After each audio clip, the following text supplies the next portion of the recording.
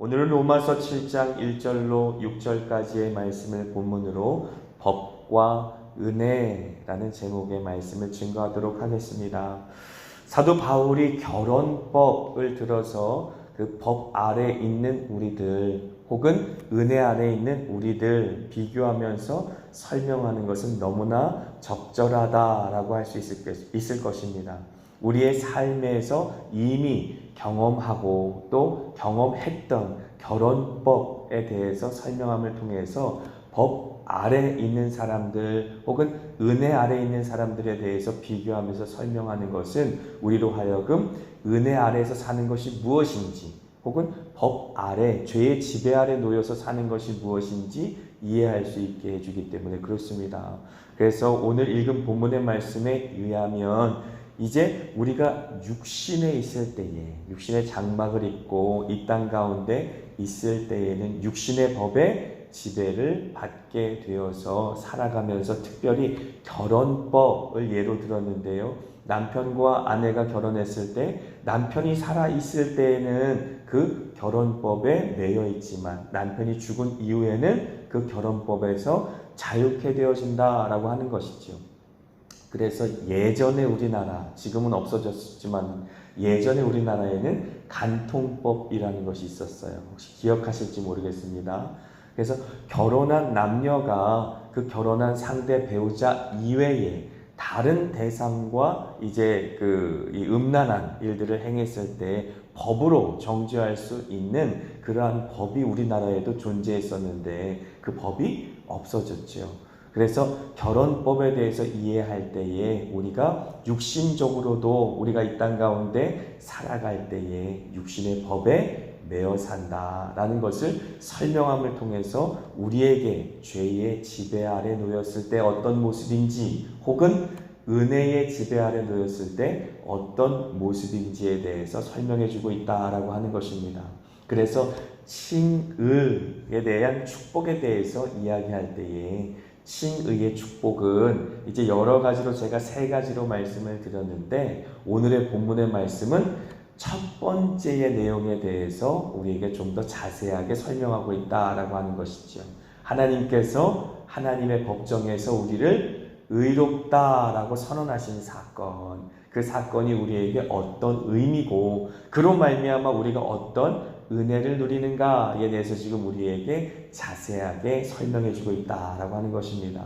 어제는 예수 그리스도로 말미암아 그 의가 하나님의 영원하신 의가 어떻게 우리 마음속에 부어지는지, 의가 어떻게 전가되는지, 그래서 어떻게 하나님의 의로운 백성으로 살아갈 수 있도록 날마다 예수 그리스도의 의를 우리에게 주어 주시는지 그 내용에 대해서 살펴보았다면 오늘은 하나님께서 우리를 하나님의 법정에서 너는 예수 그리스도의 십자가 그 모든 죽음으로 말미암아 이제 의롭다 칭하노라 라고 선언하신 그 칭의의 축복이 어떤 은혜로 우리에게 미치는지에 대해서 자세하게 설명하고 있다라고 이해할 수 있겠습니다. 그래서 로마서 6장 14절과 15절의 본문이 사실은 오늘 우리가 읽는 7장 1절부터 6절의 본문의 핵심된 내용을 잘 설명해 주고 있는 뿌리입니다.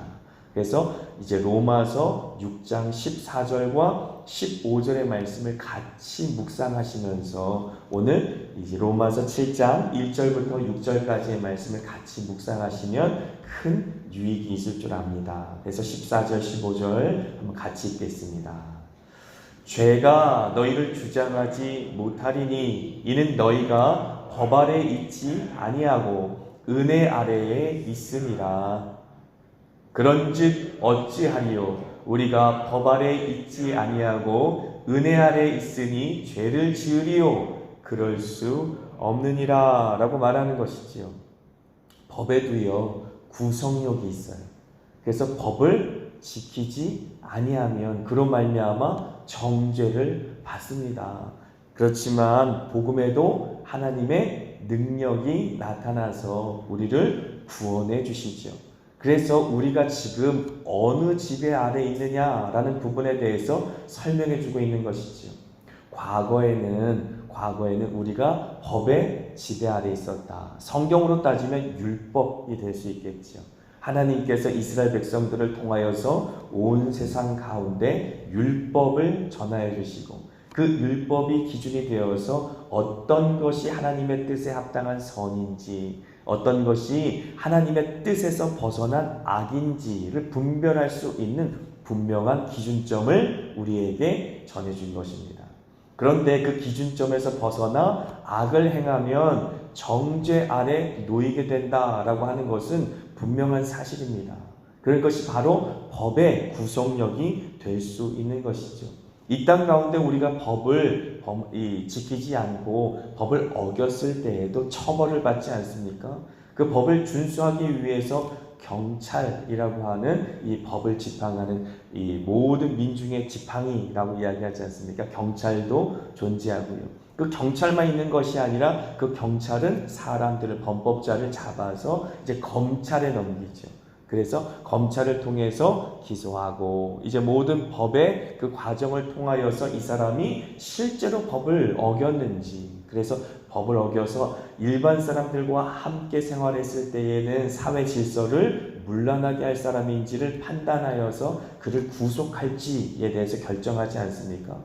법의 구속력이 있기 때문에 이 모든 과정이 사람들이 살아가는 삶 속에도 있는 것처럼 우리가 신앙생활을 할 때에도 하나님의 말씀의 법에는 구속력이 있다라고 하는 사실을 우리는 알 수가 있는 것이지요.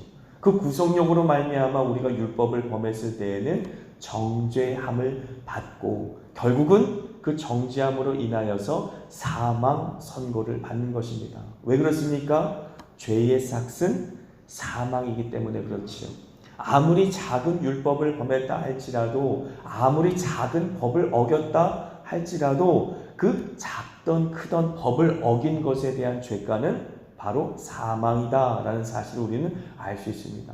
그렇다면 우리가 그 법의 정죄에서 벗어날 수 있는 사람이 있습니까? 없습니까? 하나도 없지요.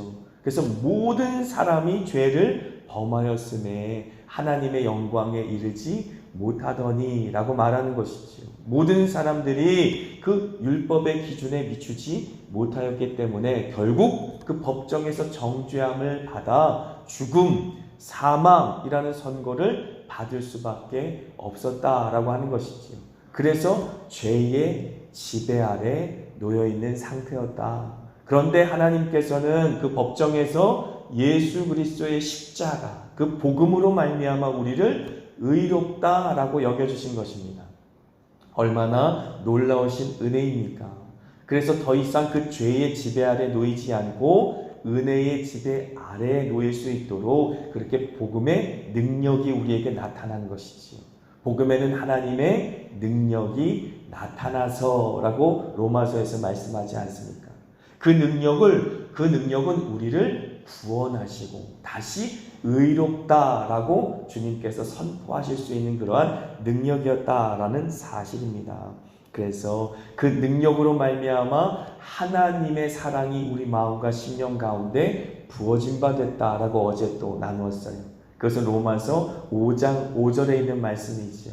성령이 우리에게 주어졌을 때에 그냥 우리를 의롭다라고 불러만 주신 것이 아니고 그냥 우리의 죄를 사해 주시고 우리의 죄를 가려 주신 것으로 끝난 것이 아니고 우리를 의롭다라고 여겨 주시고 그 의로움으로 살 수 있도록 끊임없이 우리 속으로 하나님의 의를 부어 주셨다. 어떻게 해요? 하나님의 성령으로 말미암아. 그래서 로마서 5장 5절의 말씀은 너무나도 놀라운 말씀입니다. 하나님의 성령이 우리 가운데 임하였을 때에 우리가 성경이 선포하는 말씀이 있지 않습니까? 하나님은 사랑이시다라는 선언이지요. 사랑이 여기 있으니 라고 성경은 말하며 하나님이 곧 사랑이시다라고 하는 것입니다. 그 하나님이 친히 우리 마음속에 찾아오시는 것입니다. 사랑의 주가 우리 마음속에 찾아오시는 것이죠. 그래서 그 사랑의 주가 우리 마음속에 부어져서 그래서 비로소 이 풍진 세상을 살아갈 수 있는 힘을 얻게 되는 것이지요. 죄와 악이 가득한 이 세상 속에서도 하나님의 은혜의 지배 아래 살아갈 수 있도록 하나님의 사랑이 지속적으로 부어진다라고 하는 것입니다. 그래서 아가서 8장 7절에는 이런 고백이 있습니다. 같이 한번 읽습니다. 많은 물도 이 사랑을 끄지 못하겠고 홍수라도 삼키지 못하나니 사람이 그의 온 가산을 다 주고 사랑과 바꾸려 할지라도 오히려 멸시를 받으리라.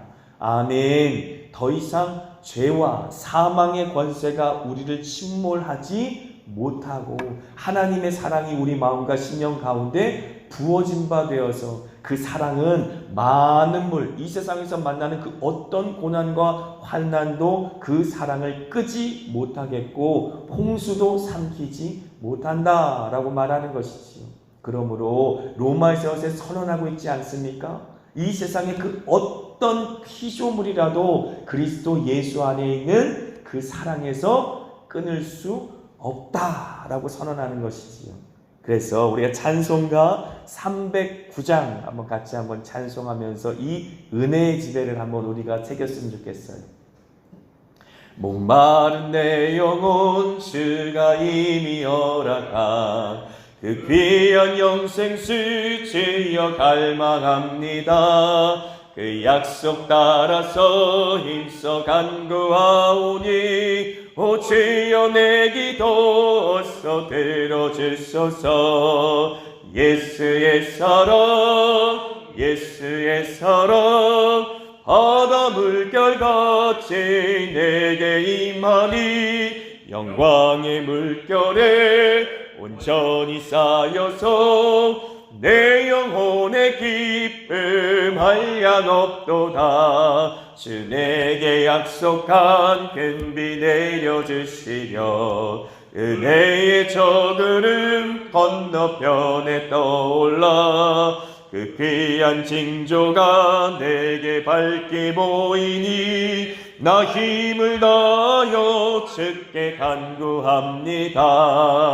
예수의 사랑 예수의 사랑 바다 물결같이 내게 임하니 영광의 물결에 온전히 쌓여서 내 영혼의 기쁨 한량 없도다.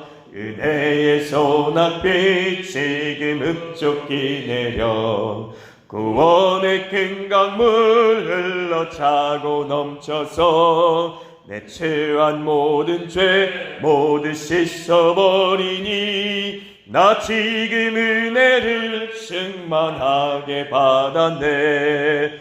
예수의 사랑 예수의 사랑 바다 물결같이 내게 임하니 영광의 물결에 온전히 쌓여서 내 영혼의 기쁨 한량 없도다.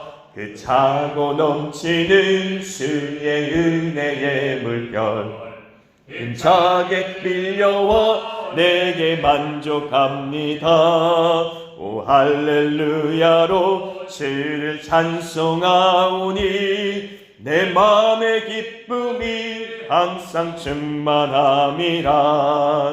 예수의 사랑 예수의 사랑 바다 물결같이 내게 임하니 영광의 물결에 온전히 쌓여서 내 영혼의 기쁨 한량 없도다. 아멘 아멘. 이 큰 은혜가 우리의 마음과 심령 가운데 이미 경험된 것을 믿습니다.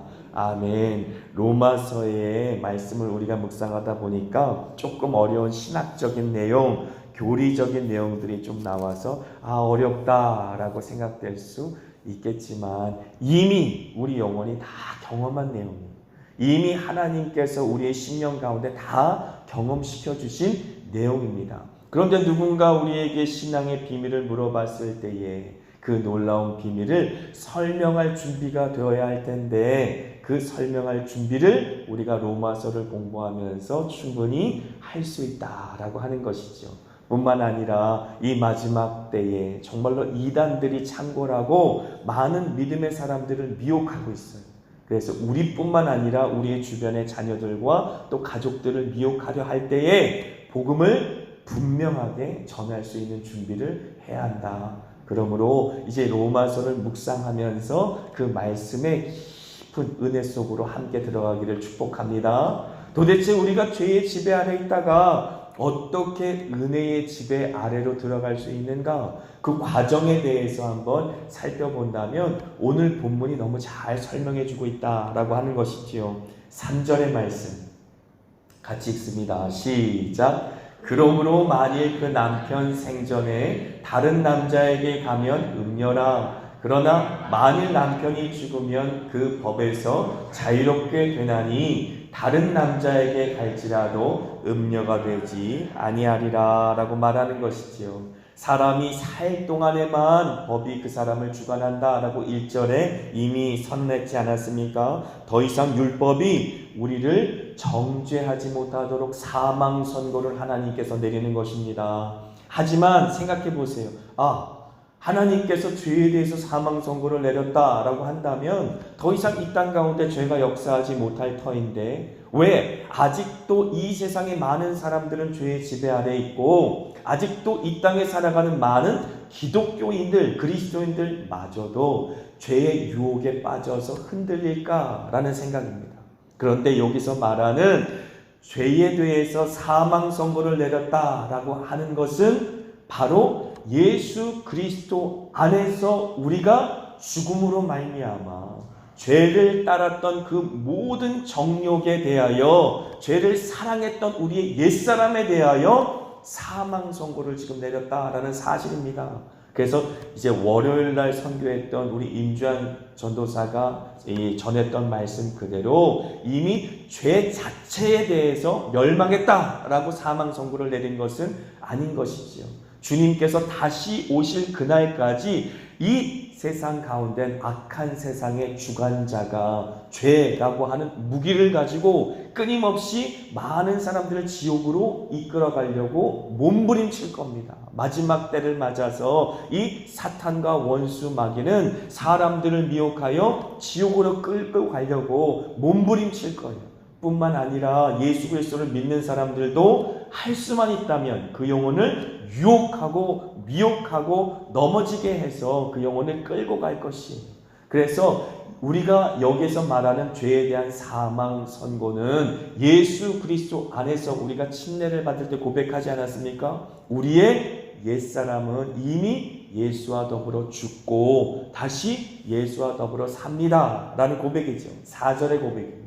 같이 한번 읽습니다. 4절 시작. 그러므로 내 형제들아 너희도 그리스도의 몸으로 말미암아 율법에 대하여 죽임을 당하였으니 이는 다르니 곧 죽은 자 가운데서 살아나신 이에게 가서 우리가 하나님을 위하여 열매를 맺게 하려 함이라. 아멘. 예수 그리스도와 더불어 우리의 옛사람이 죽고 예수 그리스도와 더불어 우리의 새사람이 살아나는 부활의 생명을 우리가 한 번이 아니라 구원받은 그 순간뿐만이 아니라 매일 매 순간 누릴 수 있게 되어진다라고 하는 것입니다. 우리의 순종으로 말미암아. 그래서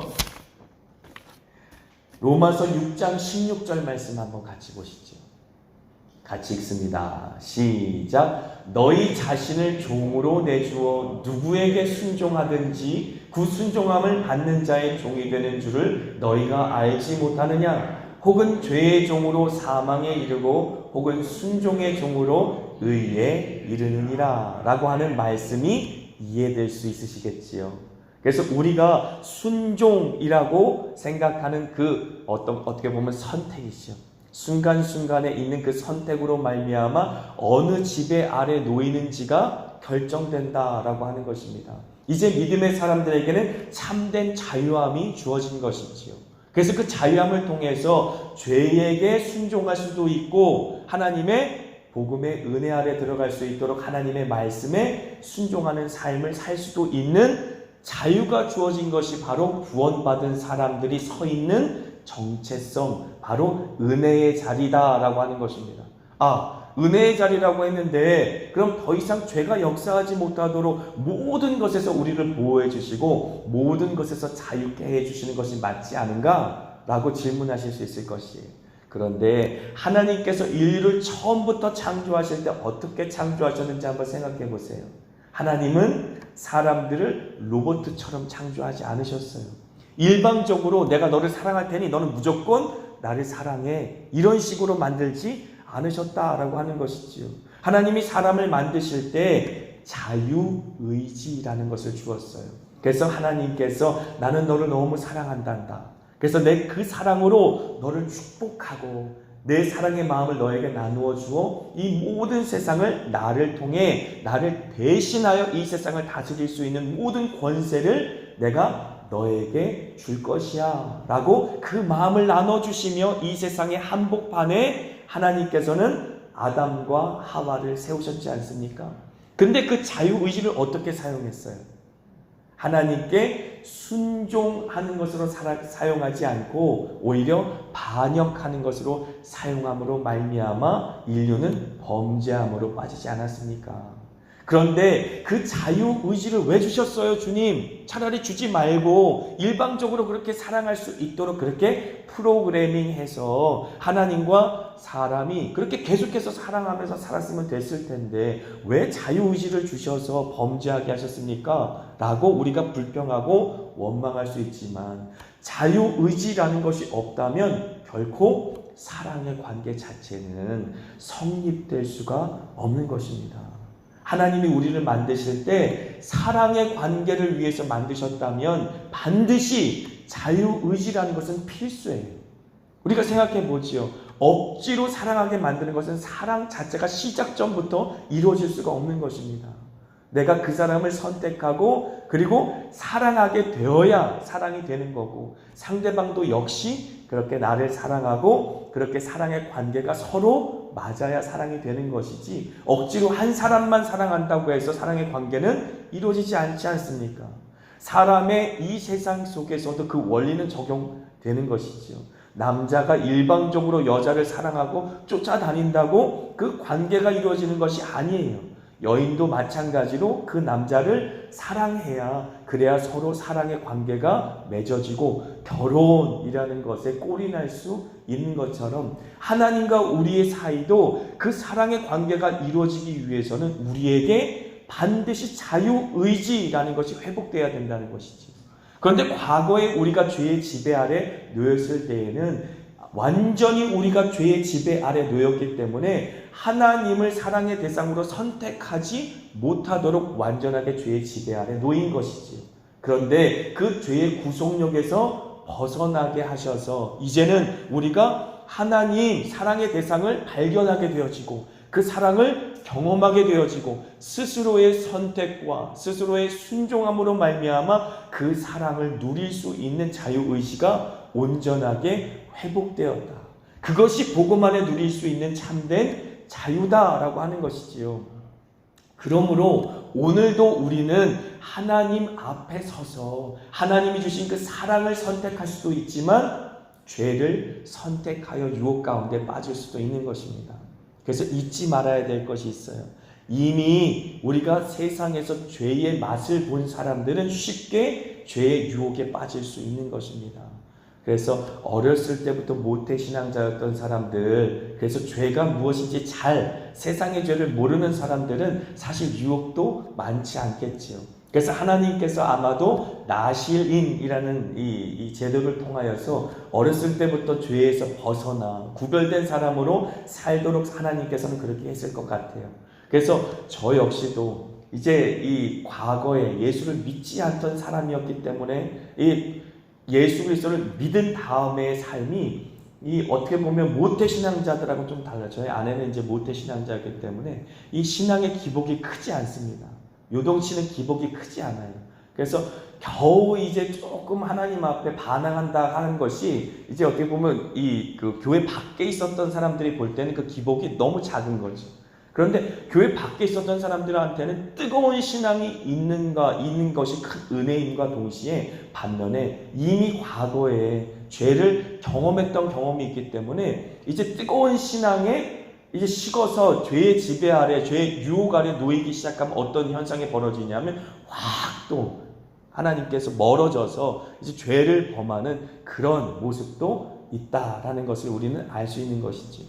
그래서 우리가 하나님께서 복음으로 말미암아 자유를 주셨다라고 했을 때 그 자유가 하나님께서 죄를 짓지 않고 오직 하나님만 사랑하게 만드는 자유가 아니라 죄와 하나님 사이에서 우리가 우리의 마음, 자원하는 마음, 그 자유의지를 들여 하나님을 오늘도 선택하고 하나님 앞에 순종할 수 있는 자유를 주신 것이다 라는 사실을 잊지 말아야 된다라고 하는 것이지요.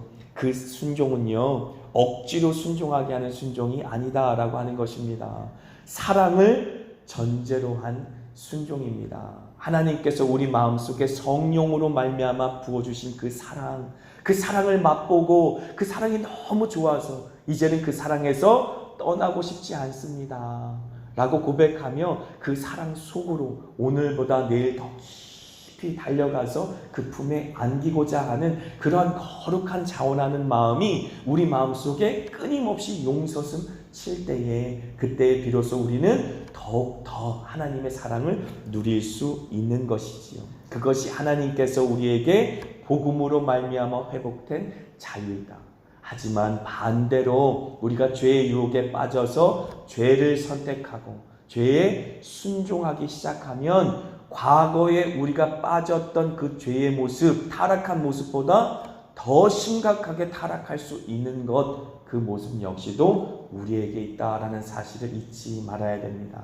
제가 솔직하게 고백한다면 저는 예수님 믿기 전에 술도 마셨고 담배도 피웠던 사람이에요. 사실 술은 좋아하지 않았지만 담배는 너무 사랑했어요. 너무 사랑해서 담배를 끊기가 너무 힘들었어요. 근데 예수님 믿은 다음에도 하나님의 사랑이 너무 놀라웠는데 그 사랑이 너무나 놀라워서 담배를 끊고 싶었는데 끊지를 못했어요. 그래서 이제 담배를 사가지고, 캐나다에서는 담배도 비싸요. 얼마나 비싼지 우리나라에 한 10배는 되는 것 같아요. 근데 그 담배를 사서 한 대를 딱 피고 그러면 안 되지 하고 그걸 갖다가 쓰레기통에 버려요. 그러면 아내는 그게 너무 아까워서 나중에 어차피 또 유혹에 빠져가지고 또 담배를 사다 필 건데 슈터에 가서 주워다가 이렇게 숨겨놓고 아니다, 버려야지 내가 그 유혹에서 벗어날 수 있지 않겠는가. 근데 하나님께서 큰 은혜를 주셔서 40일 동안 잠도 재우지 않으시고 밤마다 나를 찾아오시고 만나주셔서 결국은 하나님께서 담배를 끊게 하셨는데, 솔직히 말씀드리면 지금도 지나가다가 담배 냄새를 이렇게 맡으면 나도 담배 한 대 피고 싶다라는 생각이 들 때가 있습니다. 죄라는 것이 그렇다라는 것이, 우리의 과거의 육신의 정욕은 이미 죄의 맛을 봤잖아요. 그렇기 때문에 죄에 쉽게 빠질 수 있는 것이지요. 그런데 그 죄의 지배에서 벗어나서 이제 은혜의 지배로 갈 수 있도록 참된 자유를 하나님이 우리에게 주신 것이다 라고 하는 것입니다. 그러니까 이제 죄의 유혹에 빠지면 하나님 탓입니까? 우리 탓입니까? 우리 탓이다 라고 하는 것입니다. 더 이상 하나님 탓이 아니라 우리 탓인 것이죠. 우리가 어떤 대상에게 순종하느냐에 따라서 그 지배 아래로 놓이게 된다. 오늘도 하나님의 사랑을 선택하고 그 사랑에 순종하시는 저와 여러분 되시길 축복합니다. 아멘.